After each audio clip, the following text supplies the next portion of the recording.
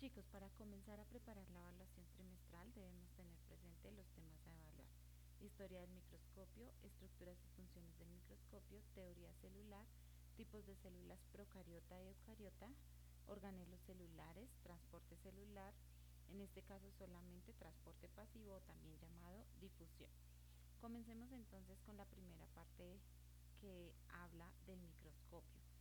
Recordemos entonces que es el instrumento que permite observar objetos no perceptibles al ojo humano.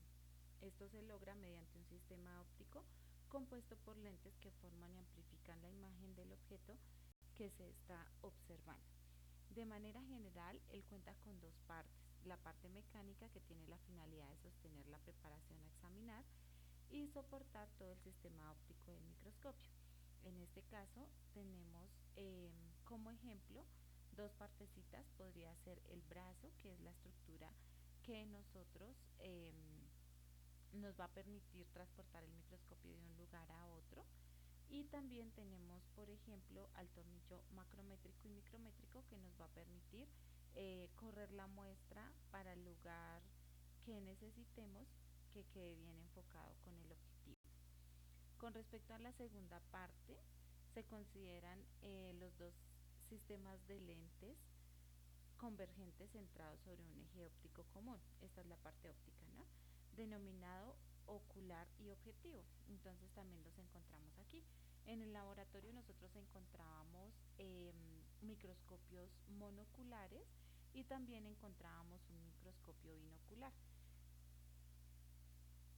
También encontrábamos microscopios con diferentes objetivos, que son los que nos van a permitir observar la muestra como tal, enfocarla cuando la dejamos ya en la platina.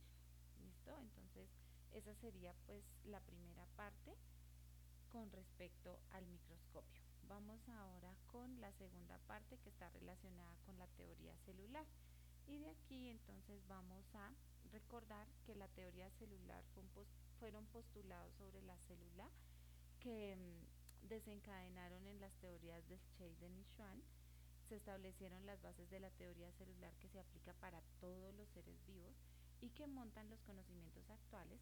Estos pueden resumirse en tres postulados, que son los siguientes: el principio anatómico o unidad estructural, lo cual indica que absolutamente todos los seres vivos estamos formados por células.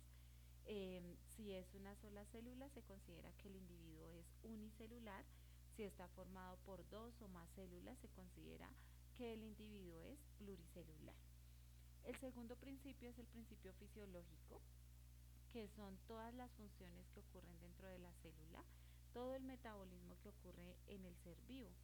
Dentro de ellas se presentan o se observan procesos como por ejemplo la nutrición, la eliminación de desechos, la respiración, eh, el cambio de células, la regeneración celular y demás. Tenemos también un tercer postulado, que es el principio genético o unidad de origen, la cual nos indica que absolutamente todos los seres vivos venimos de otras celulitas a partir de un proceso de reproducción, y que todo el material genético o la información genética que tenga esa célula de la cual provenimos o esas células de las cuales provenimos, pues van a darnos esas características similares a esa célula de origen.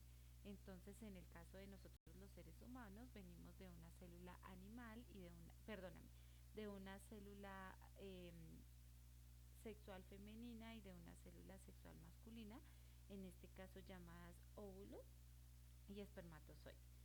Sin embargo, pues hay en algunos individuos en los que no ocurre este proceso, porque puede ser que realicen un proceso de reproducción asexual, es decir, que el individuo se reproduzca sin ayuda de otro.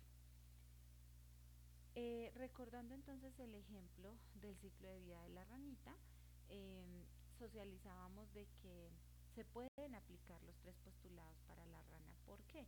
Porque en este caso observamos que la ranita viene de huevos que expulsa la madre después de un proceso de fecundación. Por lo tanto, podríamos decir que el primer principio eh, celular es aplicado a la rana debido a que en este caso es un individuo complejo llamado pluricelular porque está formado por muchas células. El segundo principio también aplica.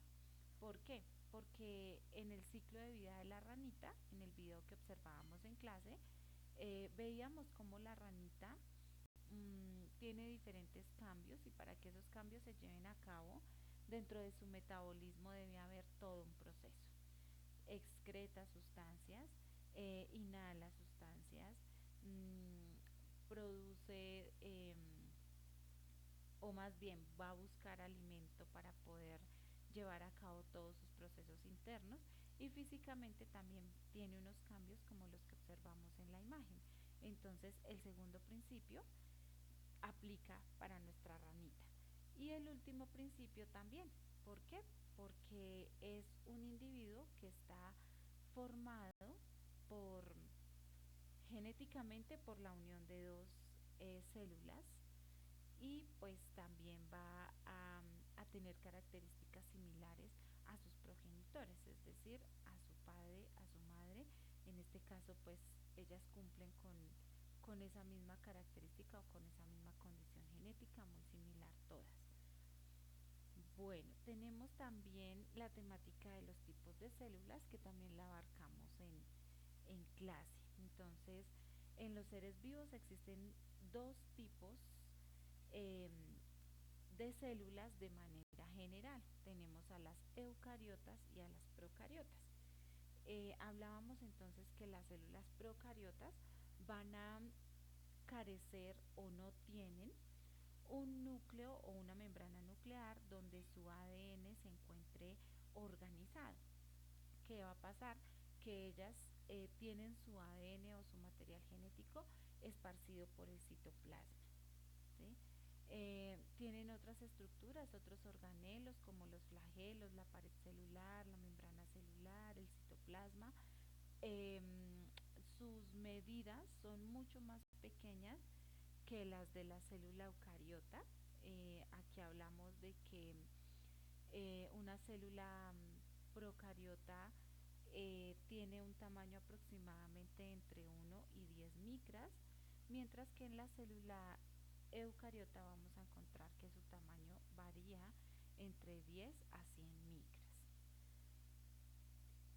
Características de la célula eucariota como tal, pues entonces son aquellas que van a tener un núcleo definido, a diferencia de las procariotas, el cual va a encerrar su material genético y también encontramos numerosos organelos celulares formados por membranas internas que le permiten a la célula una mejor organización. Ya hablábamos entonces del tamaño, entonces aquí nos indica que su tamaño va de 10 a 100 micras de diámetro y en el caso de las procariotas pues es de 1 a 10 micras aproximadamente. La célula eucariota se puede clasificar en célula animal o en célula vegetal. En el caso de nosotros, los seres humanos, estamos formados por células eucariotas de tipo animal. Y vamos a hablar entonces de las tres estructuras fundamentales de una célula eucariota.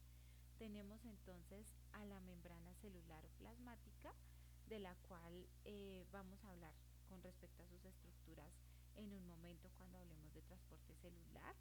Observamos entonces aquí una imagen de cómo es eh, la célula, la membrana celular de una célula eucariota. Entonces la función de esta como tal es controlar la entrada y salida de sustancias, permitiendo una comunicación permanente entre una célula y otra. Están formadas por algunos nutrientes, biomoléculas, como los carbohidratos, proteínas y lípidos. La segunda parte fundamental de la célula es el núcleo, el cual es una estructura característica de las células eucariotas. En él está contenida la mayor información genética de la célula y es el lugar donde se coordina la actividad celular. También es allí donde ocurren las réplicas de ADN, que lo nombramos ácido desoxirribonucleico, y la transcripción, que es la síntesis de ácido ribonucleico a partir del ADN, que lo llamamos ARN. Entonces aquí observamos pues una estructura membranosa que va a permitir que el material genético se concentre, como lo vemos aquí, en hebras de ADN, el cual se encuentra sumergido dentro de este núcleo celular. Hablamos entonces de que van a encontrarse dos ácidos nucleicos en el núcleo, y estos son el ácido ribonucleico, perdón, ácido desoxirribonucleico o ADN, la cual es una molécula que contiene la información genética de los seres vivos. En él encontramos bases nitrogenadas como son la adenina, la timina, la citosina y la guanina.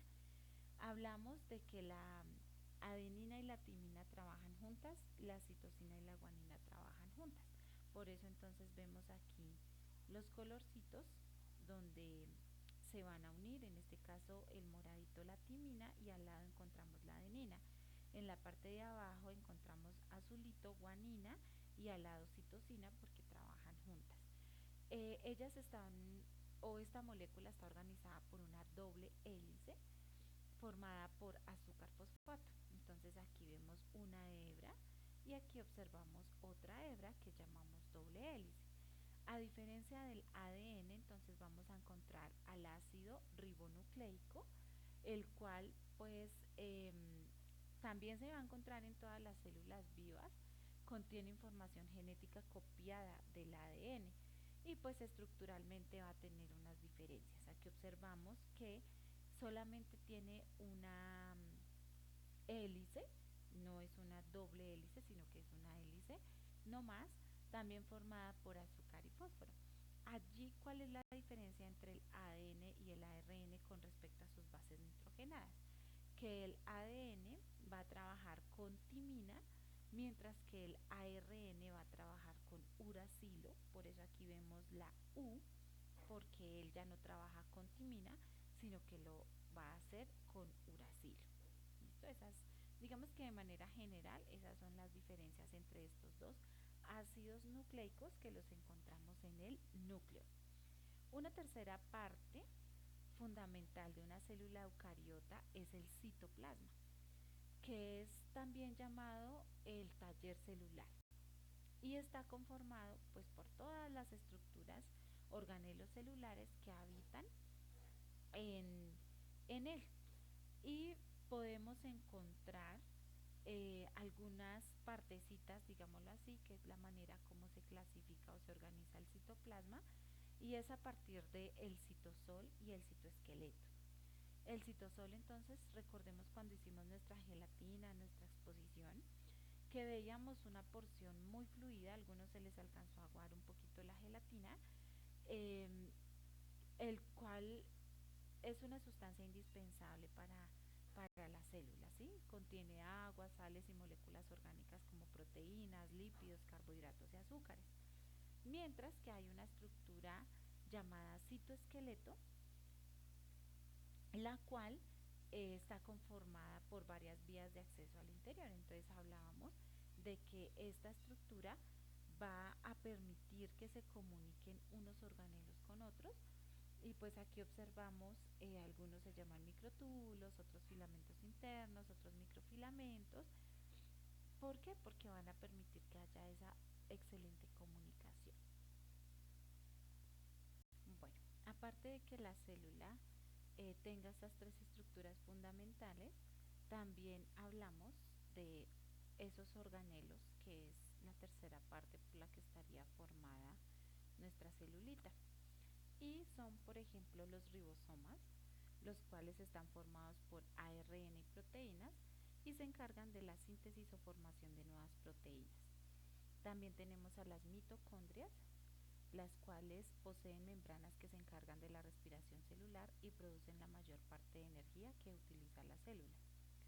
El aparato de Golgi, que procesa las proteínas que han salido del retículo endoplasmático, adicionándoles carbohidratos con la finalidad de que queden listos para desplazarse por toda la célula. También tenemos al retículo endoplasmático. Recordemos que hay dos: el retículo endoplasmático liso, que es el que no tiene ribosomas, y el retículo endoplasmático rugoso, que es el que sí tiene ribosomas. La función del retículo endoplasmático liso es producir lípidos o también llamadas grasas y carbohidratos o azúcares que la célula necesita. El retículo endoplasmático rugoso posee ribosomas en sus membranas, por lo tanto su función es fabricar proteínas. En el caso de las células animales, van a poseer centriolos, que son unas estructuras que les van a permitir eh, realizar todo el proceso de división o reproducción celular. También tenemos a los lisosomas, que estos sí se encuentran tanto en células animales como en células vegetales, y son los encargados de la digestión celular.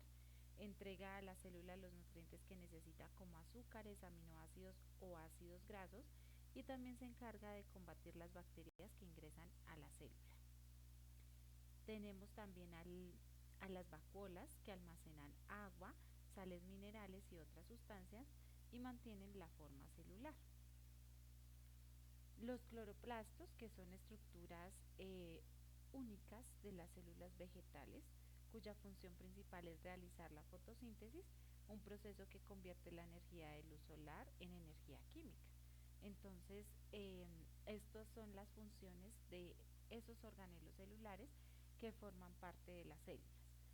Tenemos unas diferencias entre células animales y células vegetales.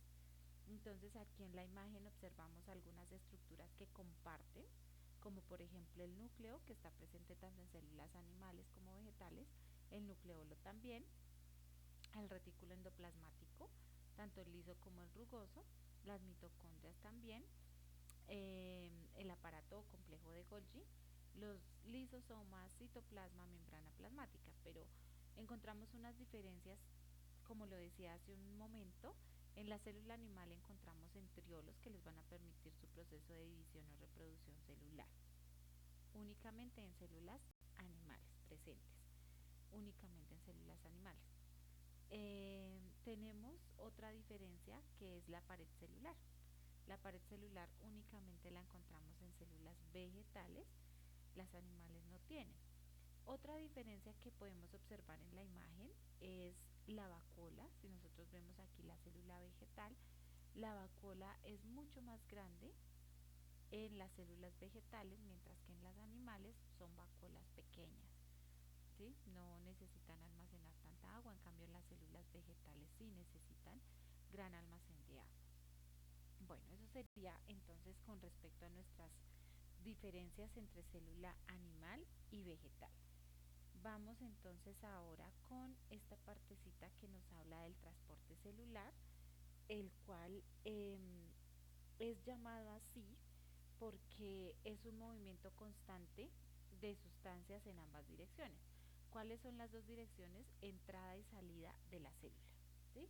Si nosotros hablamos de que hay un transporte celular y que quien comunica a las células es la membrana plasmática o membrana celular, esto quiere decir que este transporte celular se va a llevar a cabo en la membrana plasmática.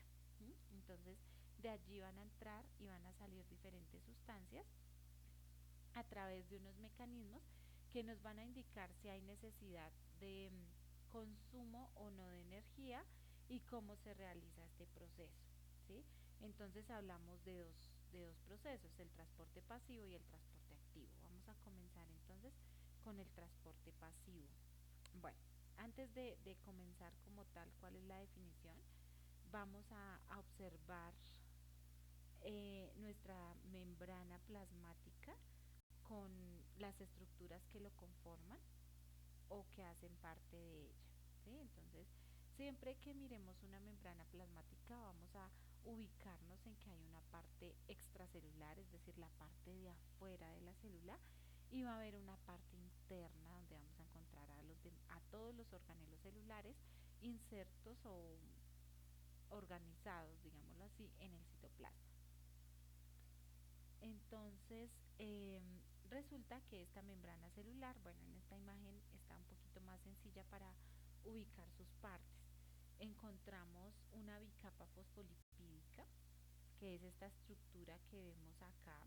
Entonces decimos bicapa porque son dos capas, ¿sí? Aquí vemos los fosfolípidos, como lo decía en clase, son como fosforitos que podemos observar en la membrana. Ellos están llenos de grasita, por eso los llamamos lípidos, ¿sí? Porque tienen grasita y van a encontrarse entonces una capita arriba y una capita abajo. Por eso llamamos bicapa fosfolipídica.